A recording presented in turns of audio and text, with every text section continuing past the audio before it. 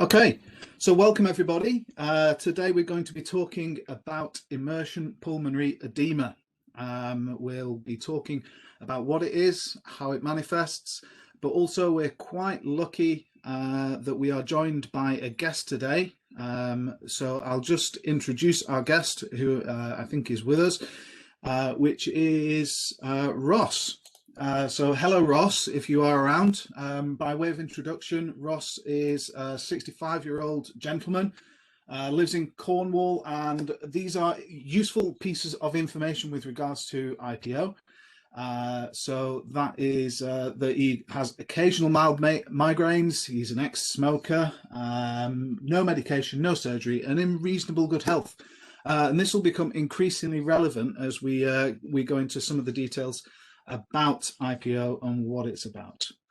So first things first, for those of you who've not heard of IPO or immersion pulmonary edema, I'm going to talk a little bit about what it is. So in a nutshell, it's a type of fluid buildup in the lungs. Edema is a fluid buildup in the lungs, and immersion pulmonary edema is where it is occurred because of your immersion in water.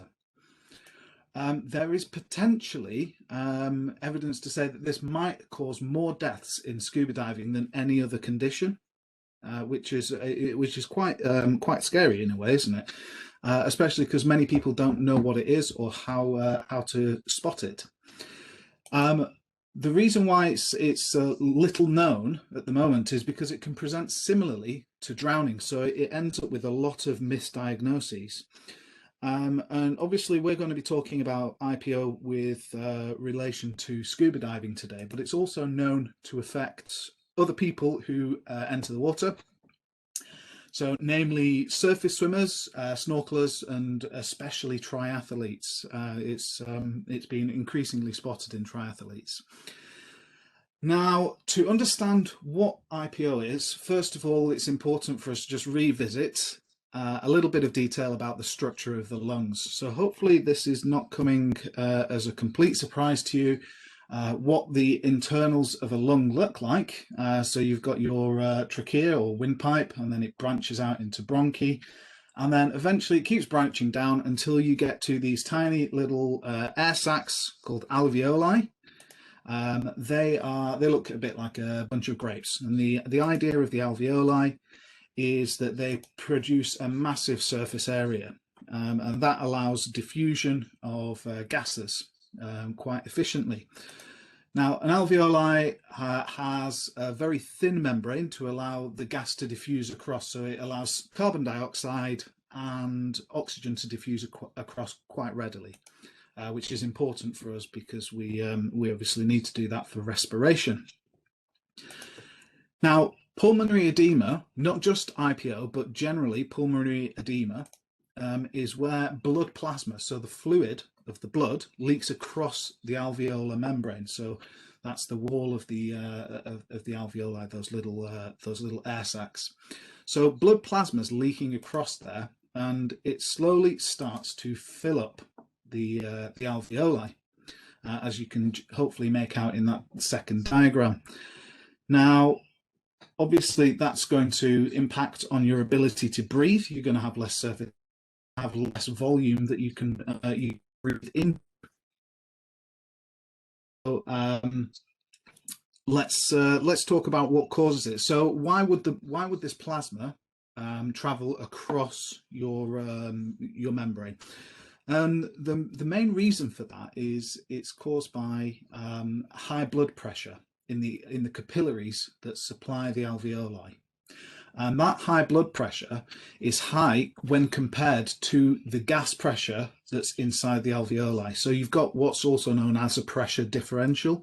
So you've got a high blood pressure on one side and a relatively lower gas pressure in the lungs. So it means that it's almost like the water's been squeezed into the alveoli by your own blood. Now, this can be caused by damage to the heart, or it can be caused by mechanisms which are related to IPO specifically. So this is immersion in water. And as I mentioned, it reduces the respiratory efficiency. So you have less space for you to breathe into, and also you have less surface area for that gas diffusion to be occurring. So hopefully you're with me so far. I've got a little image, a couple of images actually to show you here. So this is the lungs of someone who has just recovered from pulmonary edema. So you can see on that x-ray that there's a nice black area, which is the airspace of the lungs, the white being the bone and slightly denser tissues. But what's interesting to look at is the x-ray of the same individual when they presented with pulmonary edema. Well, yeah, with pulmonary edema.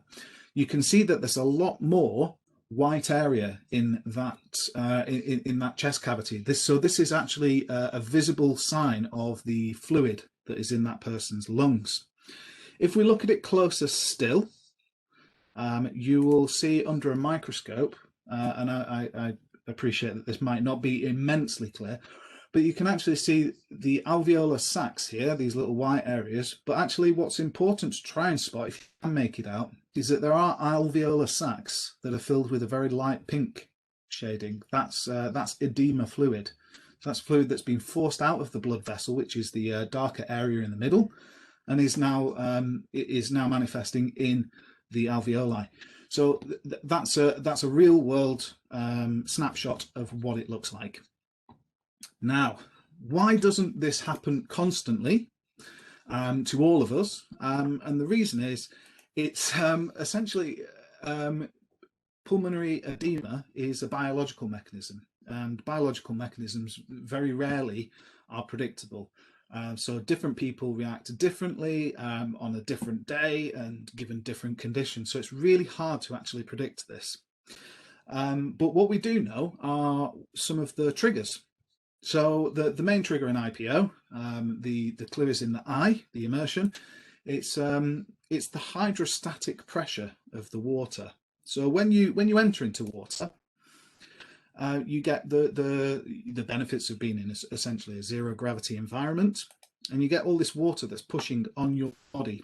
And when we're standing, obviously there's a lot of blood and fluids that pool in our legs. Now, if we go to lying down, or even more so lying down in water, the hydrostatic pressure of the water is going to squeeze blood from our legs and our lower abdomen, and it's going to distribute it much more evenly across our body. What that means is that you've got a greater blood volume, essentially, for sake of simplicity. So other things that happen at the same time as immersion, you tend to find that the heart increases in size, and your blood vessels become engorged. This is because you've got a slightly increased blood pressure, so everything's just increasing in volume a little bit, if that makes sense. Now, when you are in water and you're a healthy individual, normally kidneys will deal with the excess. This is one of the reasons why when we jump into a swimming pool, we get that urge that we want to urinate, and that's perfectly normal, and that's your body trying to deal with the excess. Obviously, what's not normal is relieving yourself in the swimming pool, though. So let's now. Hopefully, Ross is available. He's with us. Are you there, Ross? Are you about? Brilliant. Yeah, I'm here. So Ross, would you be so good to talk us through your case history, because you're obviously a person who's suffered from IPO. So would you like to go through the timeline for us? Yeah, that's fine. So have we got an update on the screen, or is it just going to stay as blank case history at the moment? Oh, there we are. So I've done something like 1,000 dives. I was on a rebreather, and the problem started at dive 115 on the box. So, you know, sort of effectively I changed over to a rebreather in 2011. We planned to do a 50-meter dive. It was a skills practice at Chepstow, and the plan was to go down to about 50 meters and then do some gas switching between trimix and nitrox bailouts on the way up. I got to about 46 meters and I felt out of breath, and I just didn't want to be there. There's no reason for that. I'd kitted up at the far end of the pontoon and jumped in and went straight down alongside the shot line. The only work or effort spent was in sinking, so I shouldn't have been breathless. Because of my uneasiness, I started to ascend. I had to hold the shot line as I felt underweighted. However, the kit weighting was exactly the same as it was 3 weeks earlier, where I had no problems, and that again was in Chepstow. In retrospect, I could have been that I had more gas in the counter lungs to try and compensate for the breathlessness, and it's not fully vented. However, when I got out of the water, there were absolutely no after effects. Now, the next time I suffered was some 2 weeks later, on the 20th of May. A friend had booked to go to Ballycastle in Northern Ireland with 3 other friends from Sheffield and Chester, and he was suffering from a problem with his ears, so I couldn't dive. And I thought, weepy, here you go. So I happily took his place, and we caught the ferry on the 19th of May. Now, I felt a little out of breath loading the dive kit onto the dive rib at Ballycastle, and that was on first thing on the 20th, but it was nothing particularly uncomfortable. My one and only dive lasted for about a minute. At 3.5 meters, my lungs felt as if they were full, but I still felt as if I needed to breathe in. I surfaced and was dekitted and recovered to the dive boat. I felt fine after about a minute. No O2 was administered. The next day I decided I better go and see a doctor rather than go diving. Now, the local GP at the health centre took my blood pressure, which was okay, and referred me to the local hospital for tests, where I had a chest x-ray and an ECG, and a lung peak flow test. And my blood pressure was taken again. No problems were detected. So whilst I felt slightly out of breath following mild exercise, there was no other indication of any continuing problem, except for about 30 seconds after lying down, when I felt out of breath. That feeling continued for about 6 months. So on return to England, I went to Vobster, I jumped in, went down to the training platform at 6 meters. I felt absolutely no discomfort, did a few circuits to double check and to make sure that my buoyancy was okay. No problems were detected, and we set off for a normal dive at 26 meters, and that passed without any incident whatsoever. That was, it must have been 28th of May, yeah. So then we jump forward to the 16th of June. And that was my rebreather dive number 118, and it was again at Vobster. Here I felt breathless at 5 meters, but squirting some gas into the counter lungs resolved the problem. It's a bit difficult. I don't want to give people a rebreather lesson, but basically they work on you've got a counter lung where we've got an automatic inflation on the lung, but you've also got an option to manually inflate it. So basically I was overriding the automatic inflation device and manually inflating the unit. So I thought that the automatic inflator wasn't working, even though it was switched on. So over the next few dives, I serviced the inflator. I tried fitting another one, and there was no difference. In the end, I sent the unit back to AP for service, and then picked it up on the way to the Scillies. Are we jumping to the next one now, David? Yeah. On 23rd of June, 23rd and 24th of July in the Scillies, I tried to dive, but was out of breath at the bottom of the shot and abandoned the dives. So I spent the rest of the holiday admiring the scenery from the dive boat, and I might have been more fed up if the scenery wasn't as good nor the weather as sunny. So on August the 12th, are we going to that? Yeah. I was back at Chepstow. The plan was for a 35-meter dive, but I headed to the surface after reaching 30 meters. I spent 8 minutes at 15 meters, feeling fine. Brilliant. Thanks for that, Ross. We'll come back to you in just a few minutes. It's a good point right now to talk about diagnosing and ways to spot IPO in a diver. So as Ross alluded to there, IPO often manifests by breathing difficulties. And it's especially evident in breathing difficulties when you are not exercising. So this is when you're not exercising particularly strenuously. Obviously, if you're swimming hard against a current, breathing heavily and breathing difficulties might not be completely unexpected. But this is when you would not be expecting to be out of breath.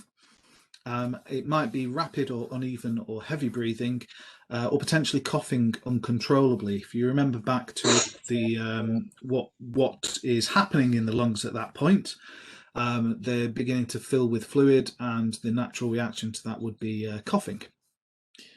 So essentially, it's any breathing difficulty with no apparent reason for it.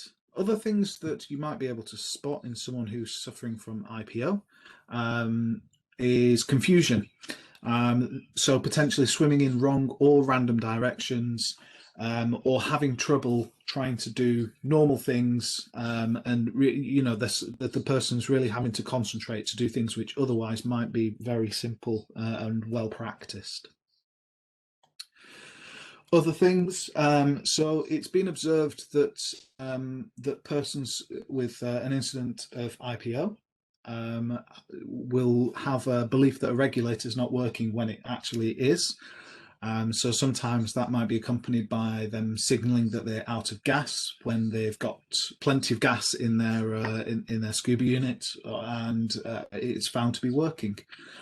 Otherwise, it might be they signal for to take your AS, and then they then refuse it after trying a breath, because obviously they try to breathe in and they have still the same problem. Switching to another air supply, another scuba unit, hasn't fixed that. Other things which, oops, sorry, too far there. Other things which are potentially specific to rebreathers is if you are switching to the bailout with no good reason or no obvious reason why you might have switched to the bailout. And in the case of Ross, flushing or repetitive flushing, or adding gas to the loop of the rebreather. So these are all things that potentially could indicate IPO is happening. Now, with IPO, the symptoms will worsen on ascent. There's a few reasons behind that.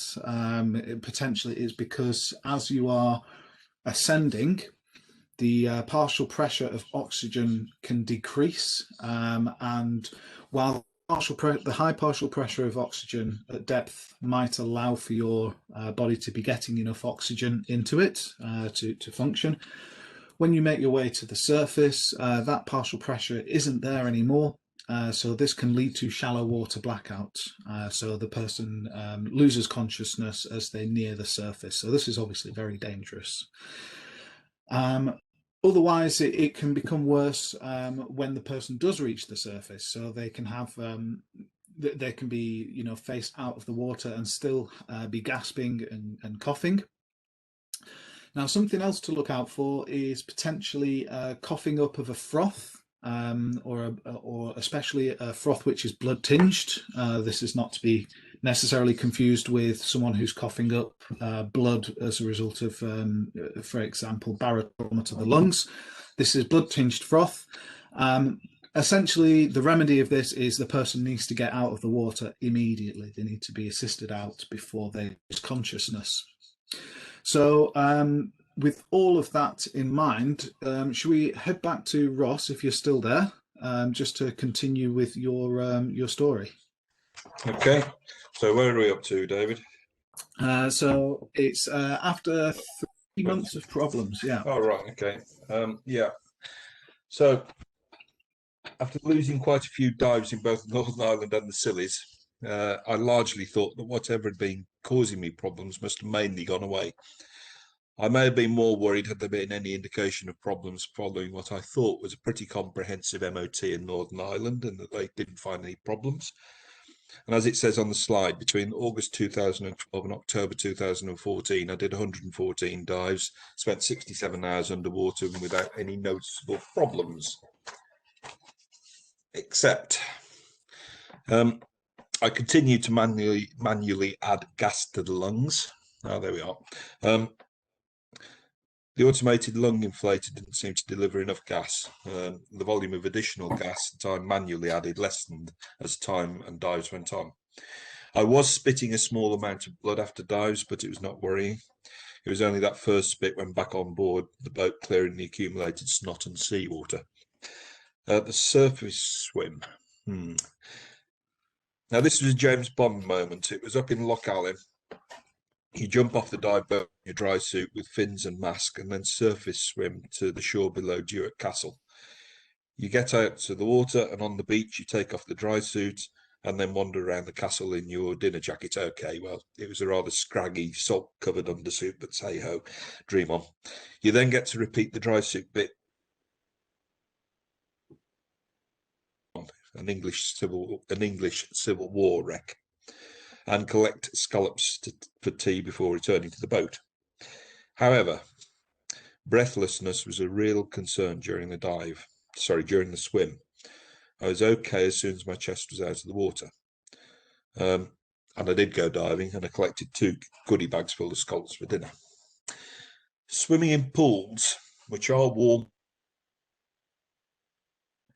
was okay for a length or so at the start of a session, but the distance I was able to cover dropped quite significantly and quite quickly, in that I could only do about 5 lengths of the pool in any one session.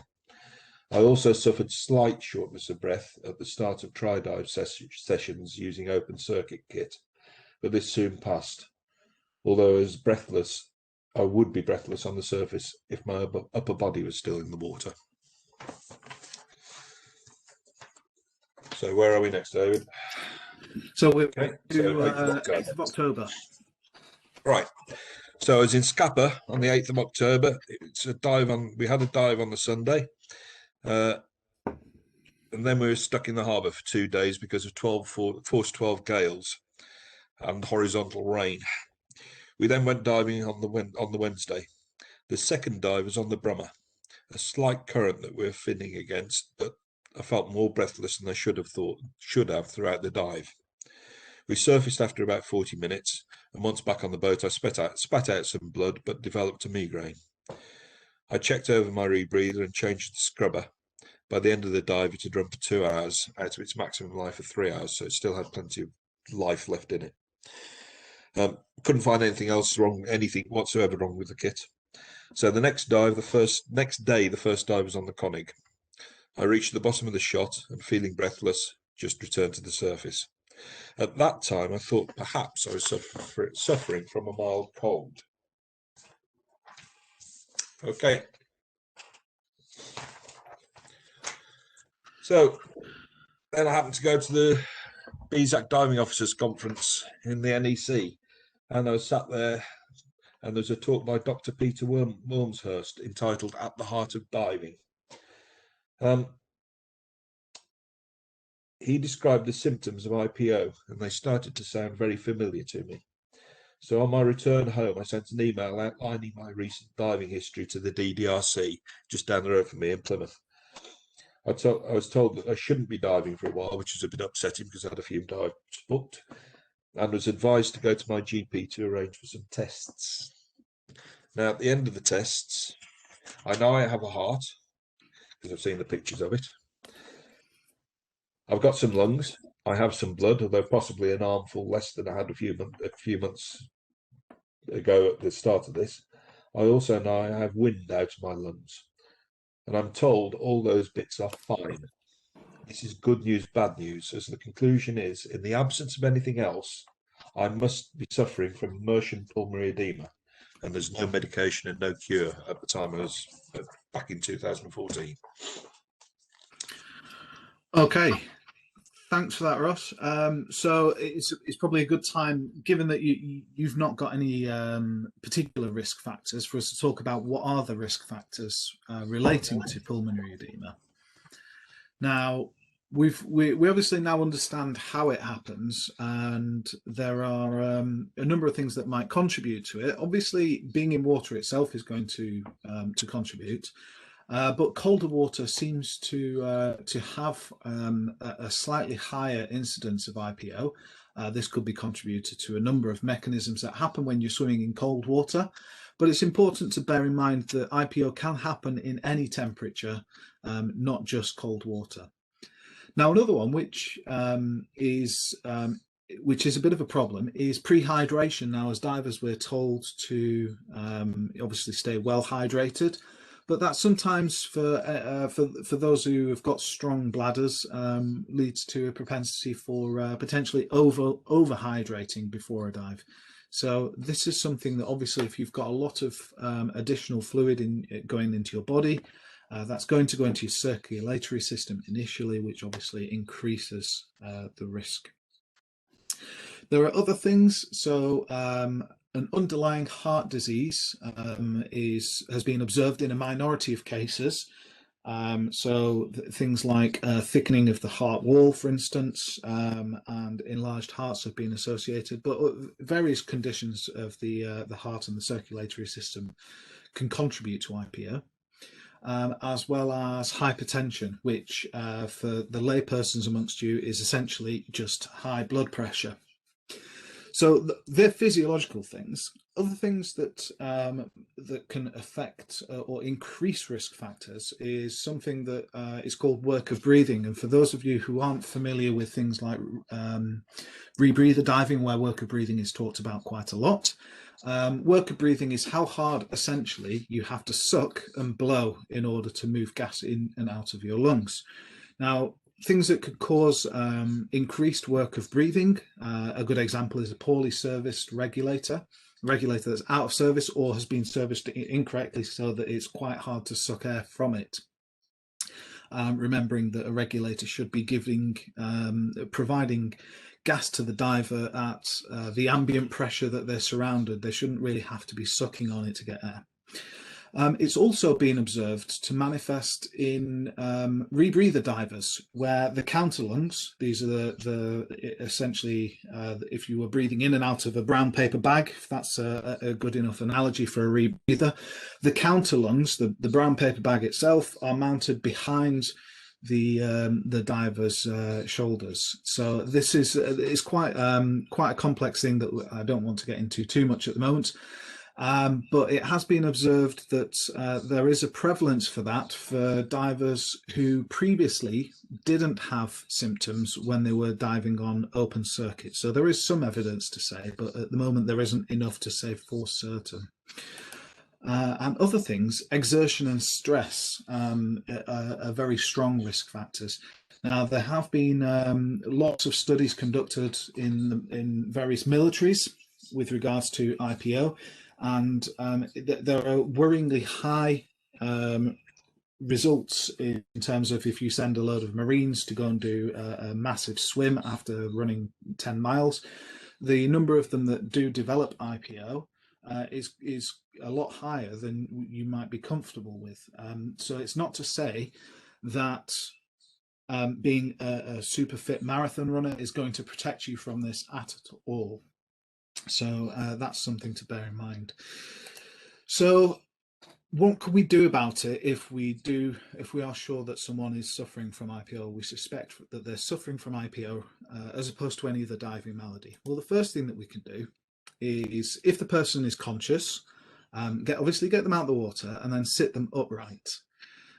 This will help in managing any fluid that is in the lungs, but also we can provide oxygen, which will help overcome the reduced efficiency of the lungs, because obviously they're breathing in a much higher percentage of oxygen, which is going to counteract the fact that your lungs can't take in as much gas, and also that the surface area is reduced. Other things that you can do, keep warm. Now, if you've got vasoconstriction or constriction of the blood vessels of the skin, then they're not holding, so all of those capillaries aren't holding any blood or aren't holding great amounts of blood. If you get that person warmed up, those blood vessels will start to relax, and then the blood will start to move into the skin, which is going to reduce your blood pressure, potentially reduce that IPO. We shouldn't be giving fluids if we suspect IPO, but it is essential, if you're not sure, or regardless, if you start to suffer or observe someone suffering from any of these symptoms, further medical advice must be sought. Now, for Ross, the treatment was essentially no more diving. There are things that it's really bad that can be done.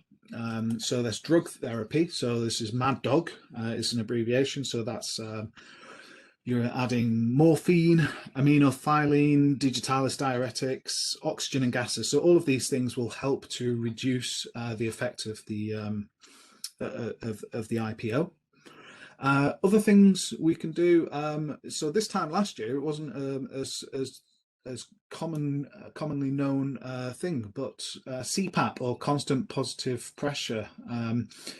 This can also help people who are suffering from IPO, and it doesn't appear to be going away. And if all else fails, there is mechanical ventilation. Now, how can we avoid IPO? Well, I think given everything that we've talked about so far, I think this isn't going to come as a surprise. Firstly, high blood pressure is something that is a known contributor. So diving with a high blood pressure, you should really seek advice from a medical referee. I think you should have sought advice already because of the requirements of diving, but nevertheless, if you do suffer from hypertension, do consider speaking to a UK DMC referee. And on the hydration, it's all about the normal hydration. So we're not downing 2 litres of water directly before a dive. That's not a great idea. And then on exercise, so extreme levels of exercise can contribute to IPO. So as I mentioned, this can be in super fit individuals, marathon runners, triathletes and such. So where possible, try to minimize the amount of exercise that you're doing. This is obviously something that we should be doing as divers anyway, to try and reduce gas consumption and various other things. Keep doing that good work. Now, what to do if you are if you suspect? So first of all, it's worth introducing you, as it were, to this gentleman. Is Dr. Peter Wilmshurst.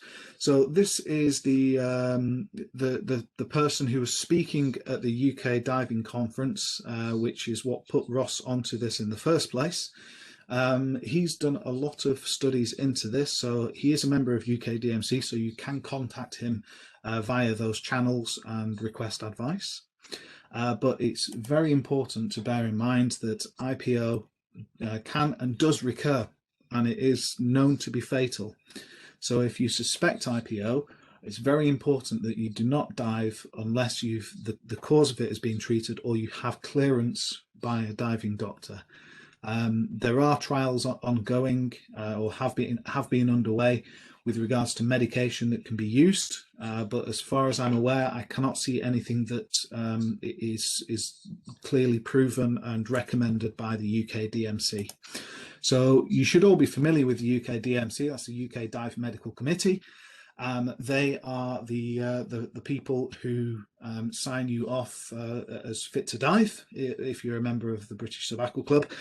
So there is an entire section on their website dedicated to IPO. So if you're not sure, do go and visit that website and have a look for yourself. So that is the end of the presentation. I'd like to say thank you to Ross for joining us, and thank you all for participating. So thank you again. I'm going to stop the recording now, and then we'll have a Q&A.